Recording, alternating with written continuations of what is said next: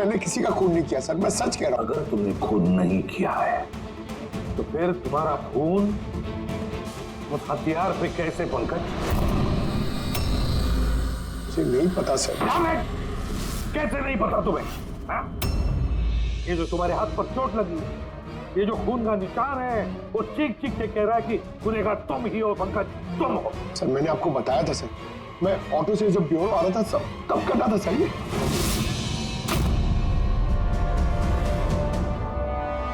Sir ये भी हो सकता है कि कोई पंकज को फंसाने की कोशिश कर रहा हो। पंकज, इस आदमी ने तुम्हारा हाथ काटा था, शायद वही तुम्हारे खून का सैंपल लेके गया हो क्राइम सीन पे डालने के लिए। सर नहीं सर, सैंपल नहीं हो सकता उसके पास। उसने जैसे मेरा हाथ काटा था सर तो वो चला गया था और खून तुरंत नहीं आया था सर, थोड़ा टाइम लगा था।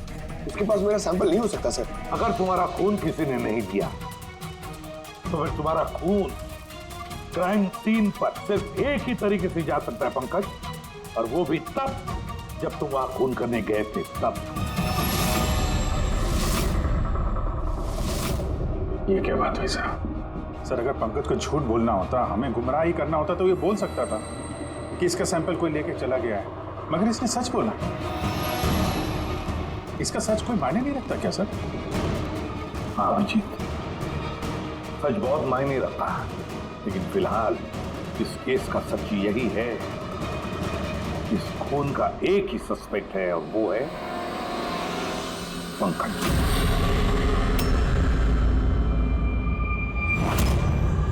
मैं तुम्हें सीआईडी से सस्पेंड कर रहा हूं। सर मेरा यकीन कीजिए सर, मैं सच कह रहा हूँ, मैंने खून नहीं किया, मुझे मेरे पिताजी की कसम है सर। पंकज, तुम्हारी गन और बैच। सर एक बेटा अपने पिता के श्राद्ध के दिन उसकी झूठी कसम कैसे खा सकता है सर? मैंने तुमसे नहीं पूछा फ्रेडी। गन और बैच।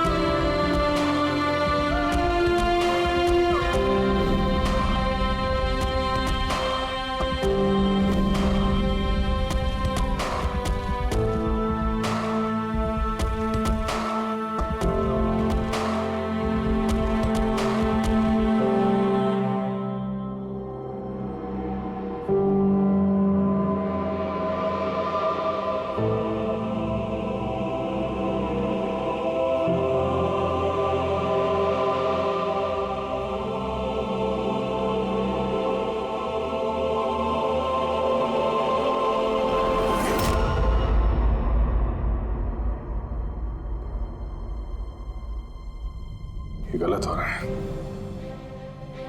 ये एकदम गलत हो रहा है। नो ऑफेंस सर, लेकिन आप हम सब पे ऐसे हमेशा शक नहीं कर सकते। ये तुम क्या कह रहे हो अभिजीत? क्या गलत कहा मैंने? जब भी कभी किसी सीआईडी ऑफिसर के ऊपर झूठा इल्जाम लगता है, आप हम पे कभी भरोसा नहीं करते। तुम क्या बोल रहे हो अभिषेक? मुझे तुमसे ये उम्मीद नहीं थी। हमारी भी थोड़ी बहुत उम्मीद है सर आपसे। आपके एक इशारे पे जान देने को तैयार खड़े रहते हैं हम लोग। तो क्या इतनी सी उम्मीद रखना गलत है कि हमारे बुरे वक्त पे आप हमारा साथ देंगे, हम पे भरोसा रखेंगे? तो क्या मैं साथ नहीं दे रहा? सच जाने की कोशिश नहीं कर रहा हूं मैं? सच के इस सफर में आपने कई बार हमारे आत्मसम्मान को चोट पहुंचाई है सर, हमारे फर्ज, हमारी वफादारी पे शक करके। जब मुझ पे झूठे इल्जाम लगे थे, आपने मुझ पे भरोसा नहीं किया था। और जब तक अभिजीत निर्दोष साबित नहीं होता, उसे जेल में ही रहना होगा। जब दया पे झूठे इल्जाम लगे, आपने इस पे भी भरोसा नहीं किया।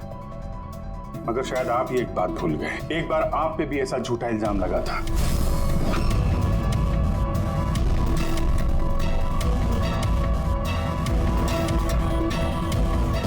उस वक्त हम में से किसी ने भी आप पे शक नहीं किया था, बल्कि एक मजबूत दीवार बन के सामने डटे खड़े रहे थे ताकि आपके ऊपर आंच ना आ सके। तो क्या आप वो हमारी हिम्मत, वो ताकत नहीं बन सकते सर? अभिजीत, मुजरिम से भी ज्यादा खतरनाक होता है एक इमोशनल सीआईडी ऑफिसर। तुम इमोशनल बन गए हो अभिजीत। मैं तुम्हें इस केस से हटा रहा हूं।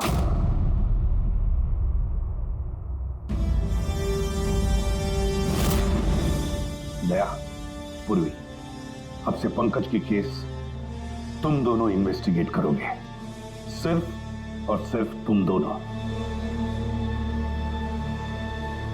ठीक है सर। अब आपको मुझ पे इतना भी भरोसा नहीं रहा कि मैं इस केस को न्यूट्रल तरीके से देख पाऊंगा भी या नहीं। इतने साल की ड्यूटी का ऐसा मेडल तो किस्मत वालों को मिलता है। Thank you sir.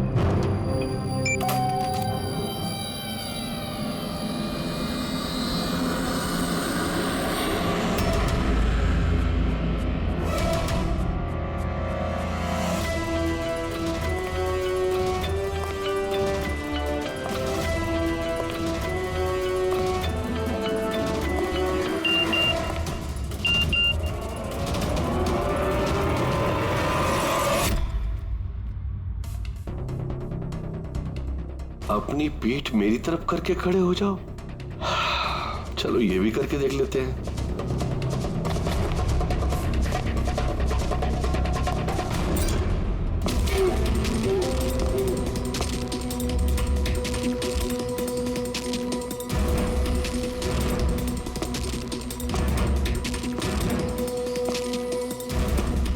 आप आ गए सर?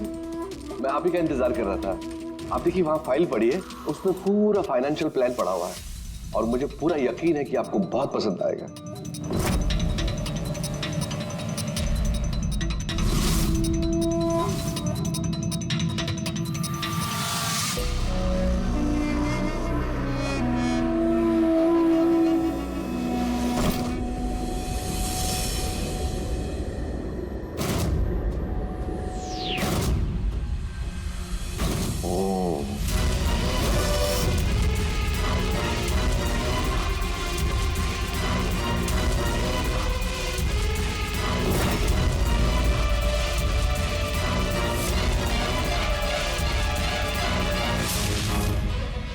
अरे ये तो लकी है।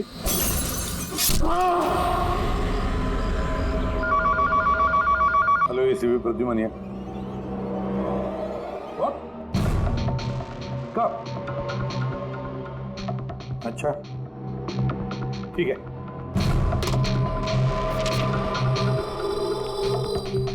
दया, अभिजीत, विक्रम विजय का खून हो गया। विक्रम विजय?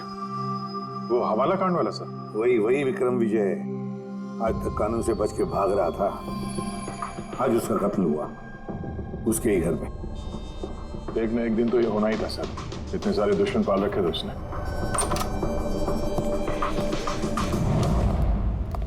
सर रियली सॉरी सर, थोड़ा लेट हो गया। क्या बात है पंकज, कहाँ रह गए थे तुम? सर वो डैड का श्राद्ध था सर, आज मंदिर गया था सर पूजा करने। ठीक है। और ये हाथ में क्या हुआ? ये सर ये आते हुए लग गया, मामूली चोट है, इतना जोर से नहीं लगा सर। ठीक है, तैयार हो जाओ, एक मर्डर केस आया हुआ है। अब ये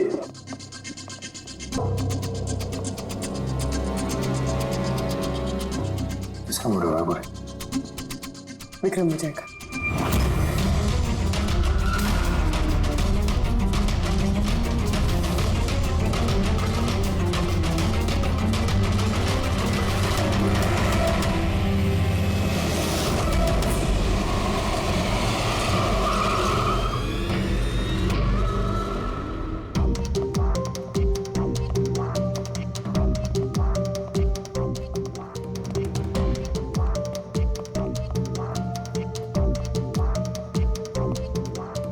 सीआईडी जी हाँ। सर, मैं गोपाल हूँ, विक्रम सर का मैनेजर। ये तीनों कौन? ये मोहित, विशाल और ये राघव है, ये सर के सिक्योरिटी गार्ड्स हैं। हाँ। और आप? ये विक्रम सर की वाइफ हैं, मधु मैडम, और बाकी सब स्टाफ है। बॉडी कहाँ है? सर बॉडी अंदर है। ये गर्दन पे वार किया है, अब पेट और छाती पे भी मारा है। उन्हें पक्का करना चाहता था कि किसी भी तरीके से ये बचने ना पाए।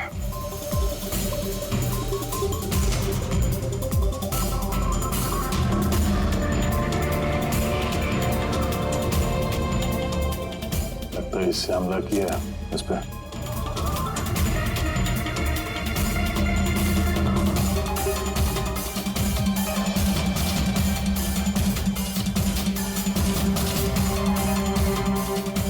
विक्रम के फोन पे आखिरी मैसेज किसी अननोन नंबर से आया। अपनी पीठ मेरी तरफ करके खड़े हो जाओ। पीठ मेरी तरफ, मतलब वो आदमी इसको अपना चेहरा नहीं दिखाना चाहता था क्या?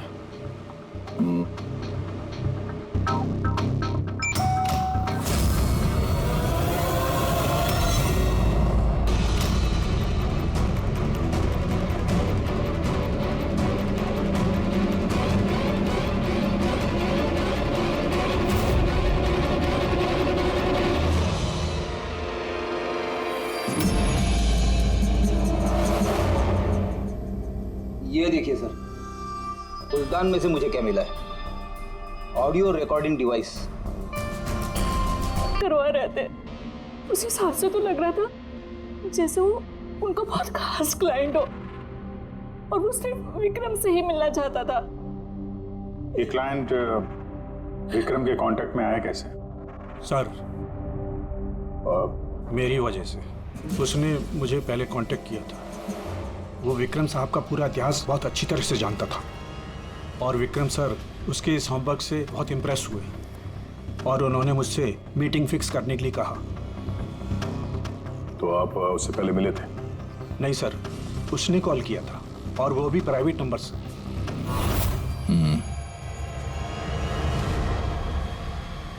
तो आप लोगों ने मीटिंग से पहले पूरी तैयारी कर ली थी? हाँ जी सर।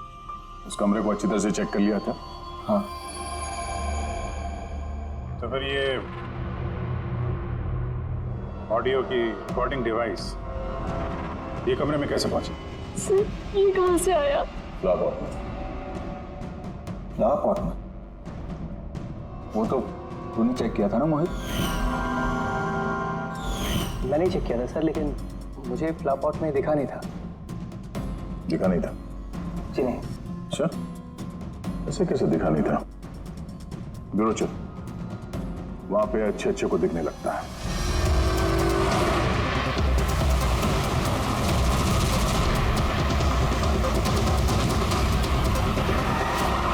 मोहित पे नजर रखना। गोली में चलाना। कैलाश सर? हाँ, कौन है ये? सीबीआई ऑफिसर है कैलाश जी। कैसे है सर? बढ़िया। क्या बात है सर, आपने अचानक रास्ता रोक लिया? अभिजीत, मुझे वो आदमी चाहिए जो तुम्हारी सीआईडी की गाड़ी में बैठा है। मोहित? वो हमारा मुजरिम है सर, हम उसे ब्यूरो ले जा रहे हैं इंटेरोगेट करने के लिए। नहीं अभिजीत, वो मुजरिम नहीं है, एक सीबीआई अफसर है। क्या करें आप? ये मोहित सीबीआई ऑफिसर है? मगर सर ये तो वो गार्ड की नौकरी कर रहा था विक्रम। क्या दिखावा? सच को छिपाने के लिए। कैसा सच? मोहित एक अंडर कवर है और मेरे कहने पर वहाँ ड्यूटी कर रहा था, और मेरे कहने पे ही उसने विक्रम के वहाँ वो रिकॉर्डिंग डिवाइस लगाई थी, और इसीलिए कुछ भी बताने से मना कर रहा था। ये अंडर कवर मर जाएगा मगर प्रोटोकॉल नहीं तोड़ेगा। नहीं ठीक है सर, वो एक्चुअली थोड़ी बहुत पूछताछ करनी पड़ेगी, खून का मामला है, जस्ट जनरल बातचीत। और हमें वो ऑडियो रिकॉर्डिंग मिल सकती है सर? हम जानना चाहते हैं कि खूनी और विक्रम के बीच क्या बात हुई थी। आप आ गए सर? मैं आप ही का इंतजार कर रहा था। आप देखिए वहां फाइल पड़ी है, उसमें पूरा फाइनेंशियल प्लान पड़ा हुआ है और मुझे पूरा यकीन है कि आपको बहुत पसंद आएगा। ये नोट तो नकली है। सर ऐसा लगता है कि विक्रम विजय खूनी को जानता है, इसलिए खूनी ने उसे अपना चेहरा देखने ही नहीं दिया। और जैसे ही विक्रम को पता चला कि जो पैसे उसे दिए गए वो नकली हैं, खूनी ने उसे मार दिया और बैग लेके चला गया। तो काम करते हैं, इस मोहित से अंडरकवर कॉप से पूछताछ करते हैं। I'm sorry सर, ये केस अभी तक बंद नहीं हुआ, इसलिए अगर मैं आप लोगों को कुछ भी और बताता हूँ तो वो प्रोटोकॉल का उल्लंघन होगा, विच आई डोंट वांट। देखो मोहित, मैं तुम्हारे प्रोटोकॉल की इज्जत करता हूँ, मगर कोई तो ऐसी चीज होगी ना जो तुम्हारी इन्वेस्टिगेशन के दौरान तुम्हें मिली हो, मगर तुम्हारे प्रोटोकॉल के दायरे में होने के बावजूद भी तुम हमें बता सकते हो। कुछ तो बताओ जिसके जरिए हम खूनी तक पहुंच सके। मैं आप लोगों को केवल इतना बता सकता हूँ कि पिछले काफ़ी सालों से सीबीआई इस विक्रम विजय के पीछे लगी हुई थी। आज से 15 साल पहले सन 2002 में सीबीआई ने एक अंडरकवर ऑफिसर को भी विक्रम विजय के पीछे लगाया था, कुछ खास सबूत इकट्ठा करने के लिए, लेकिन कुछ हासिल नहीं हुआ और अनफॉर्चुनेटली हमारे वो ऑफिसर मारे गए। एक मिनट, नाम क्या था इस ऑफिसर का? इंस्पेक्टर अधिराज।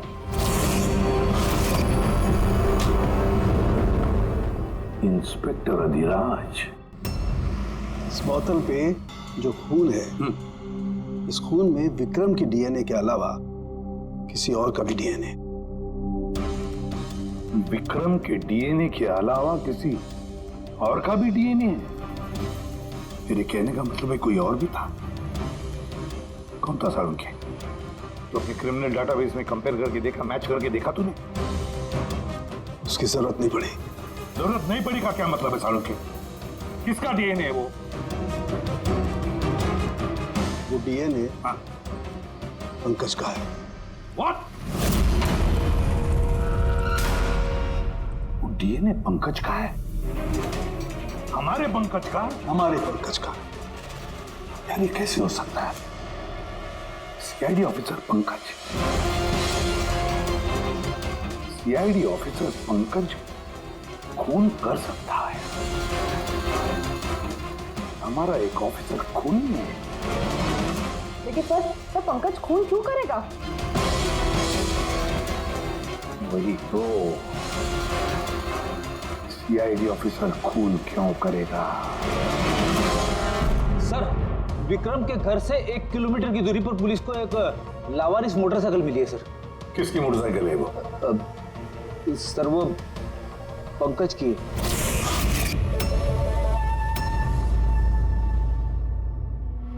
लगा मुझे। क्या मतलब? पंकज की बाइक पड़ी है वहां पे और आप लोगों को हैरानी नहीं हुई? विक्रम विजय जिसकी मौत हुई है आज, 15 साल पहले अधिराज जी, पंकज के पिता, एक अंडरकवर कॉप, बॉडीगार्ड बन के विक्रम विजय के खिलाफ सबूत इकट्ठा कर रहे थे और उसी दौरान वो मारे भी गए। मतलब सर पंकज को ये लगता है कि उसके पिताजी की मौत के पीछे विक्रम विजय का हाथ था और इसीलिए उसने अपने पिताजी की मौत का बदला लेने के लिए?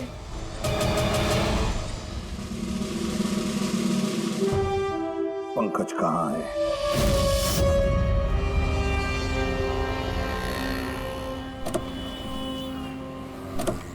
अरे सर, आप लोग?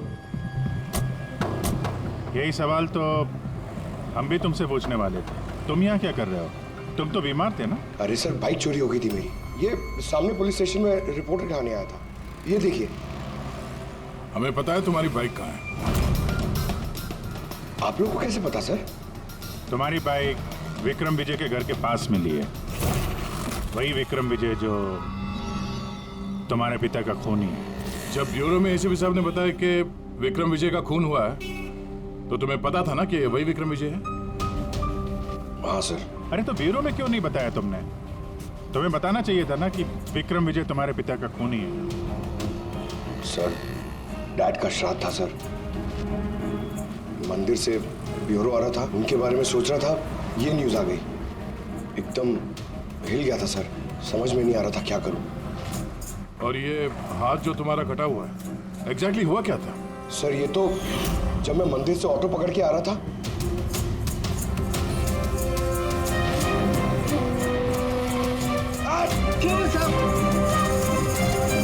तो एक अनजान आदमी ये घाव देके चला गया, यूं ही बेवजह। सर मैं जानता हूँ यकीन करना थोड़ा मुश्किल है, लेकिन सच यही है सर। पंकज यार, तुम तो हमेशा बाइक पे ब्यूरो आते थे ना, अचानक ऑटो में कैसे आया?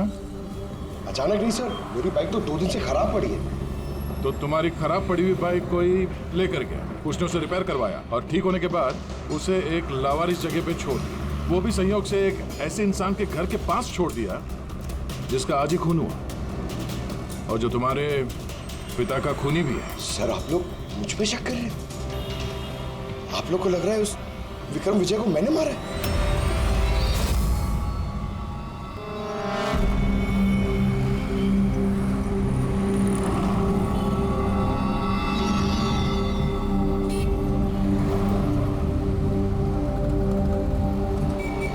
अगर ये पंकज अपने घर से विक्रम के घर पे गया होगा तो वो यहाँ इस जंक्शन से गुजरा होगा।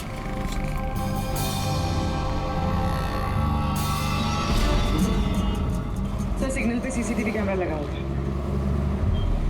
इस सीसीटीवी कैमरा के फुटेज से पता चल जाएगा कि पंकज यहाँ से गया था उस बाइक पे या कोई और था वो।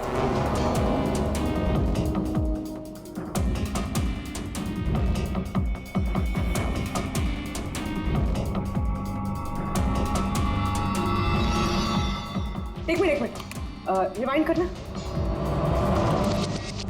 पॉज कर। सर ये देखिए, कि पंकज की तरह नहीं लग रहा है। बाइक का नंबर है XYA 4784। सर, पंकज की बाइक का नंबर भी यही है। पूर्वी, ये पंकज इतनी लापरवाही तो नहीं कर सकता कि एक जुर्म करने के लिए जाते वक्त सड़क पे एक और जुर्म करे, सिग्नल तोड़ने का। जरूर कोई है जो पंकज को फंसाना चाहता है और उसी ने ये सिग्नल भी तोड़ा है, ताकि हमारा जो शक है पंकज के ऊपर वो और मजबूत हो जाए। मगर सर, पंकज को कौन फंसाना चाहेगा? शायद इसका कोई पुराना दुश्मन। सर, मेरा ऐसा कोई पुराना दुश्मन नहीं है जो मुझे फंसाने के लिए ऐसी साजिश रचेगा। सर, पंकज, दिमाग पे जोर डालो, कोई तो होगा। नहीं सर, अगर तुम्हारा कोई दुश्मन नहीं है तो फिर ये खून तुमने ही किया है। तुमने अपने पिताजी की मौत का बदला लेने के लिए, और वो भी उनकी बरसी के दिन। सर, मेरा बदला लेने की कोई मेंटालिटी नहीं है सर। मैं खूनी नहीं हूं सर, मैं एक CID ऑफिसर हूं। जहां तक पिताजी की बात है सर, मैंने तो उन्हें ठीक से देखा भी नहीं है। सर, मुझे तो ऐसा याद भी नहीं है जो उन्होंने हमारे साथ कोई अच्छा टाइम स्पेंड किया हो या हमारे साथ रहे हो। सर, उन्हें तो फर्क भी नहीं पड़ता होगा कि उनका कोई बेटा है जिसे उनकी जरूरत भी है। सर, मतलब तुम्हारे पिताजी के साथ तुम्हारे संबंध अच्छे नहीं थे? सर, वो एक अंडरकवर कॉप थे सर। वो ज्यादातर अपने काम में ही बिजी रहते थे। घर, गृहस्थी, परिवार, बच्चे, इनसे उनका कोई लेना देना नहीं था सर। मुझे तो सिर्फ मेरी माँ ने पाला है सर। लेकिन फिर भी पंकज, तुम्हारी अपनी पिताजी के साथ कुछ ना कुछ तो यादें जुड़ी होंगी ना, कुछ भी? सर थोड़ा सा याद है मुझे सर, मुझे मेले में ले जाते थे सर वो,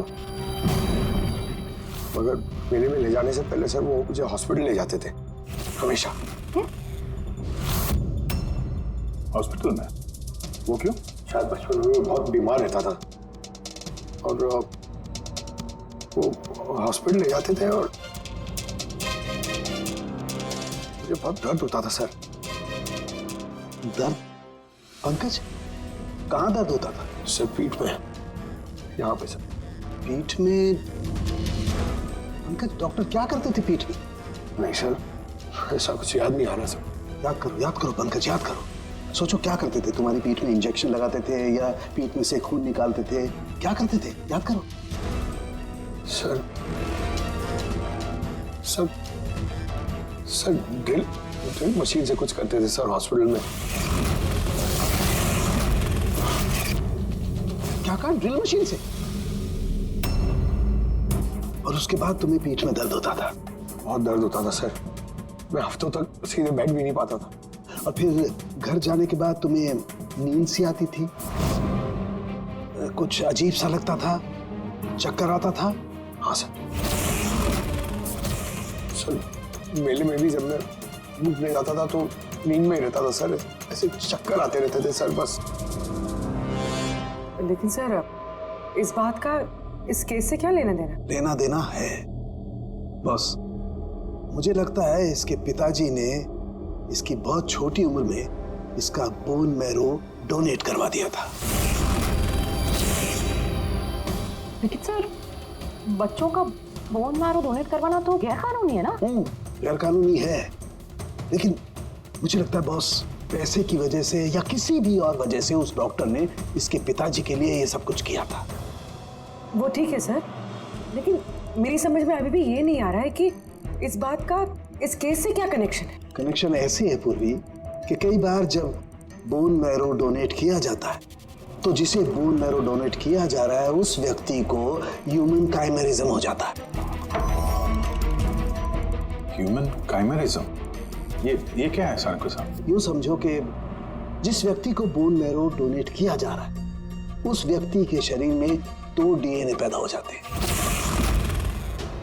एक डीएनए वो जो उसका खुद का है ओरिजिनल, और दूसरा डीएनए वो जो बोन मैरो जिसका ट्रांसप्लांट हुआ है उसका। इसका मतलब है सर पंकज का बोन मैरो जिसे मिला शायद उसके खून में भी ये पंकज का डीएनए शामिल है। Exactly that.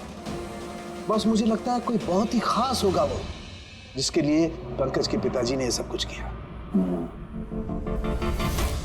कोई ऐसा खास आदमी जो पंकज के पिताजी इंस्पेक्टर अधिराज के बहुत ही करीब था और उसकी मौत का बदला लेने के लिए उसने ये खून कर डाला। पर कौन?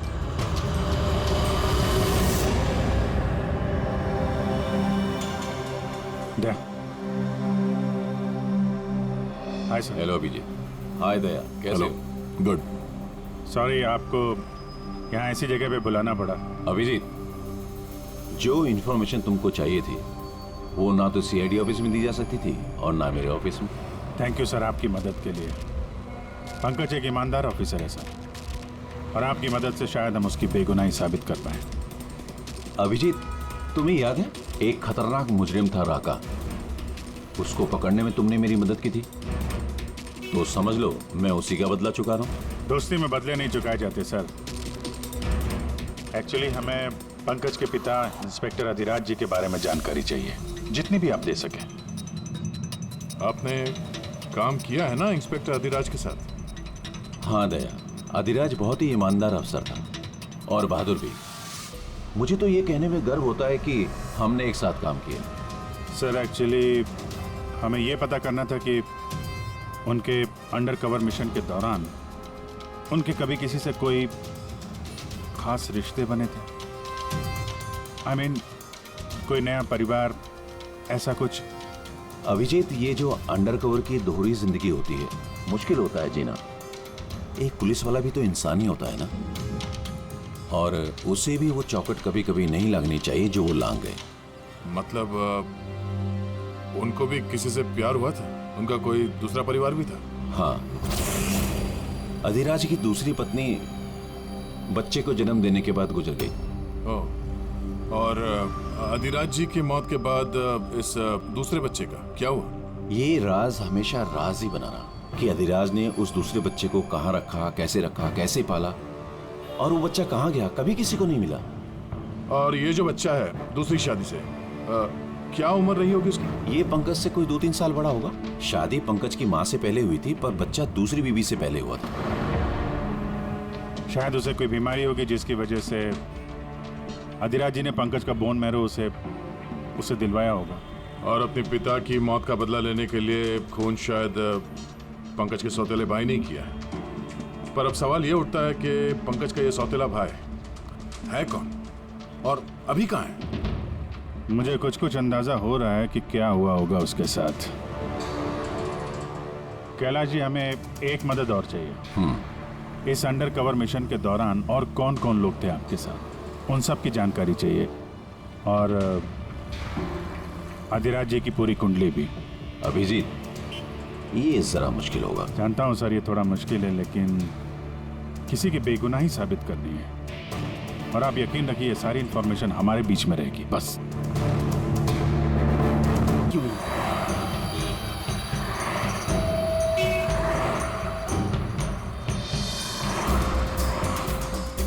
अरे यार, आधे घंटे से इंतजार कर रहा हूँ। अरे मुझे आज ही पूरा पैसा चाहिए। अरे मुझे निकलना है इस शहर से आज ही। तेरा हिसाब तो मैं आज, अभी और इसी वक्त चुकता कर दूंगा।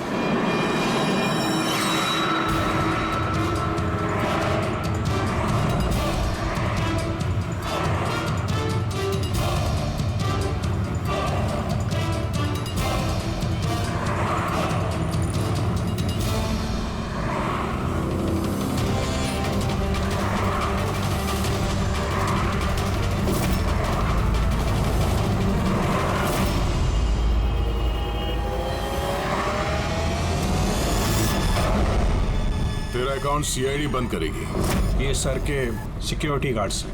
नहीं अभिजीत, तो मुजरिम नहीं है, एक सीबीआई अफसर है।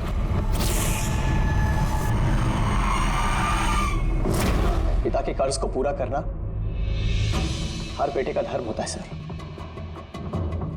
और जो बेटा ऐसा करता है वही अच्छा बेटा कहलाता है, और वो हूं मैं। तुमने तो किया नहीं, मैंने लिया अपने पिता की मौत का बदला। देखो मोहित, तुम दोनों के पिताजी इंस्पेक्टर अधिराज एक नेक, ईमानदार और बहादुर इंस्पेक्टर थे। क्या लगता है तुम्हें, उन्हें तुम जैसे मुजरिम बेटे पर गर्व होगा या पंकज जैसे ईमानदार सीआईडी ऑफिसर पर? तो सच बात तो यह है कि पिताजी को हमेशा से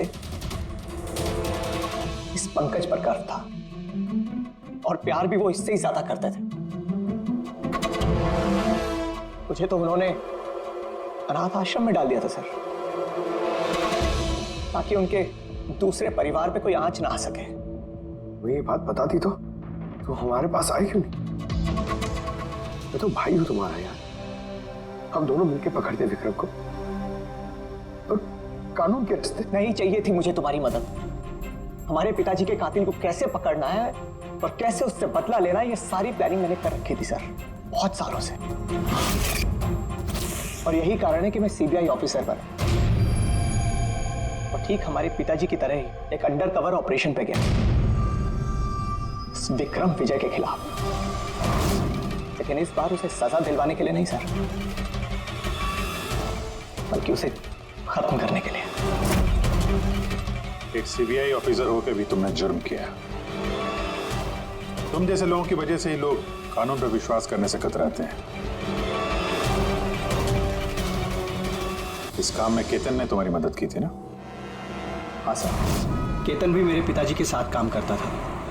वो भी एक अंडरकवर कॉप था। उसी ने मुझे सब कुछ बताया, और उसके बताने से ही मुझे पता चला कि बचपन में मेरा एक ऑपरेशन भी हुआ था। और जब तुम्हें पता चला कि तुम्हारे खून में 2 डीएनए एक तुम्हारा, दूसरा मेरा। तो तुमने खून करके मुझे ही फंसा दिया। हाँ, और इसीलिए मैंने अपना खून बहाकर उस हथियार पे डाल दिया था, और उसके बाद तुम्हारा हाथ काटा ताकि एक तीर से दो निशाने लग जाए। मेरे दोनों दुश्मन, हमारे पिताजी का कातिल वो Vikram Vijay. Hello Kailash sir. Sir, मैंने विक्रम विजय के रूम में ऑडियो डिवाइस लगा दिया।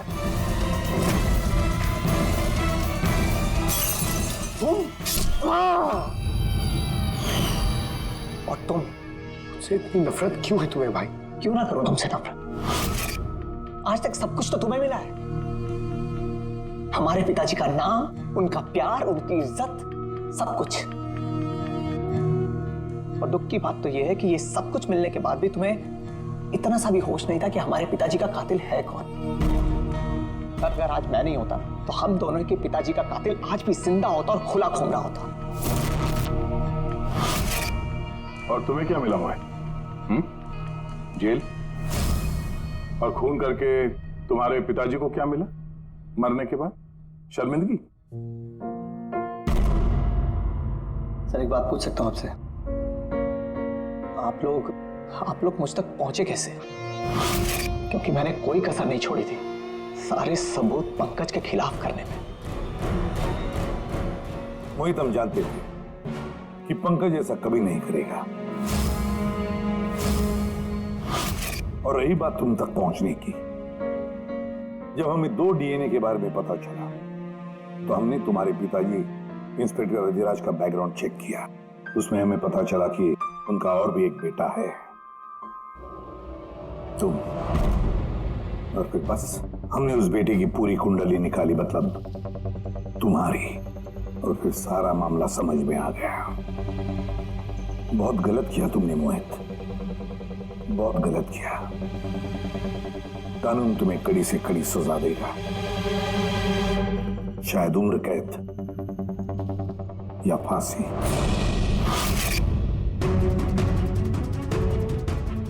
रेडी?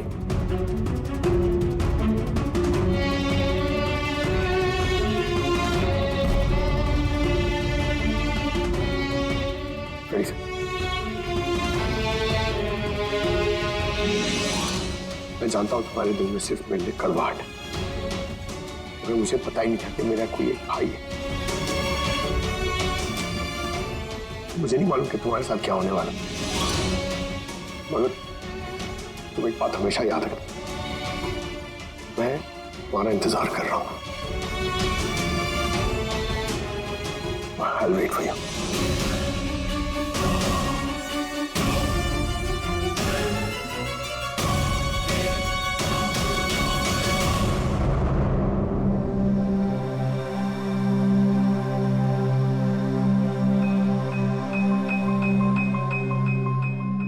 पंकज, देखो, तुम्हारे में ये जो अच्छाई है ना, इसे कायम जिंदा रखना, कायम।